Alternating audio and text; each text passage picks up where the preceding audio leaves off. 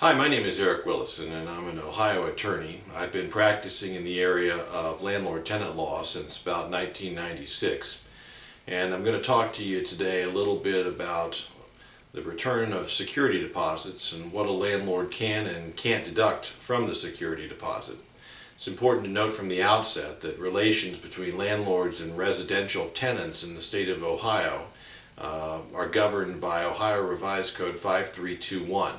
Now that act is broken down into about 18 or 19 different subsections, but the subsection that we're going to be most concerned with today is Ohio Revised Code 5321.16, the 16th section, which deals with security deposits directly. And what it says is that if the landlord receives written notice of the tenant's forwarding address for the return of the security deposit, and if the landlord wrongfully withholds any portion of the security deposit for more than 30 days after getting that forwarding address, then the tenant can sue the landlord for three things. One is the security deposit back, number two is double damages, and number three are reasonable attorney's fees pursuant to that statute 5321.16.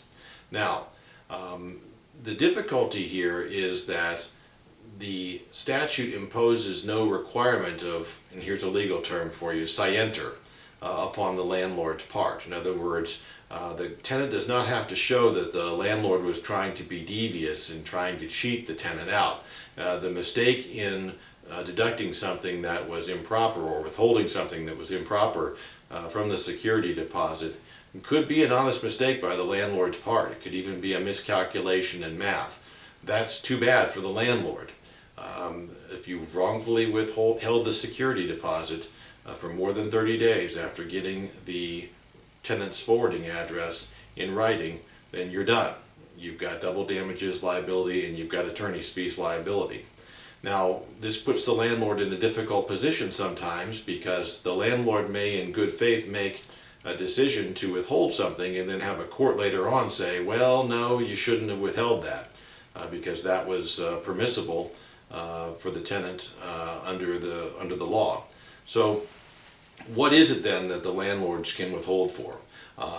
The general rule of thumb is that if there is a breach of the lease agreement that causes the landlord actual damages, then that would be a fairly safe thing to withhold for. So if some of the tenants did not pay the rent, that would be a clear case where the landlord could deduct.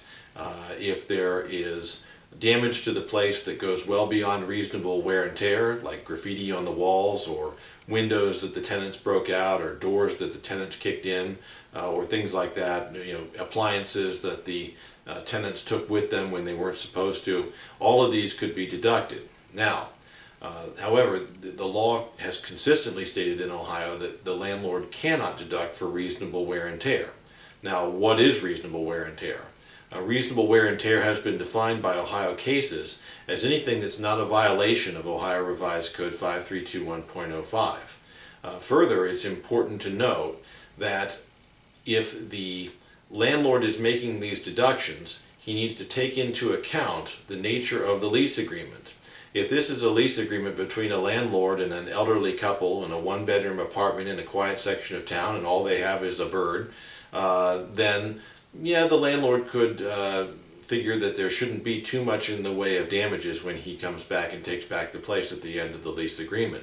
However, if that same landlord were to own an 8-bedroom campus property with all sorts of college kids in it in the middle of Party Central at Ohio State University, and those tenants were there for 2 years or 3 years or something like that, the landlord who comes into court arguing that dark smudge in front of the door on the carpet in the middle of the high traffic area of the main entryway is beyond normal wear and tear, or reasonable wear and tear, the court's going to look at that landlord and wonder what he's talking about. Different situations are going to be different. Different courts are going to be different in the way that they apply these standards. So it's very difficult to come up with an exact conclusion as to what is and what is not reasonable wear and tear. But we can come up with a few rules that will help steer the landlord in the right direction. The first rule is that you don't want to have to take people's word for it, or you don't want to have the court have to take people's word for it. When you get the premises back, you should walk through with a videotape so that you can show the landlord, hey, here's what it looked like, Your Honor. Here's the damage that I'm seeing. This isn't an exaggeration on my part or my workers' parts. This is what it looked like. So that will put you in a better stead because the judge can actually see these things and make the call for himself or herself.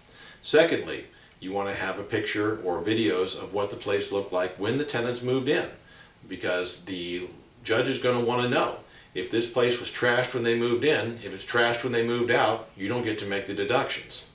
Thirdly, you want to make sure that you have evidence of the work that was actually done and paid for. So you want to bring in all your receipts, show the canceled checks, and show that this actually was paid out to a worker who came in and did X, Y, and Z. So those are the things that will put you in the best stead.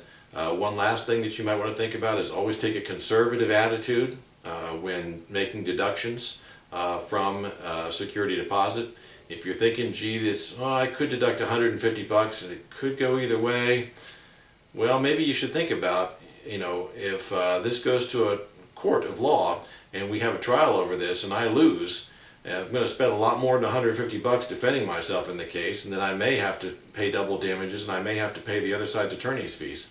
So is it worth $150 just to make that deduction or not? Or is it safer just to say, well, it's a questionable deduction, let's play it safe and just return that section of the deposit?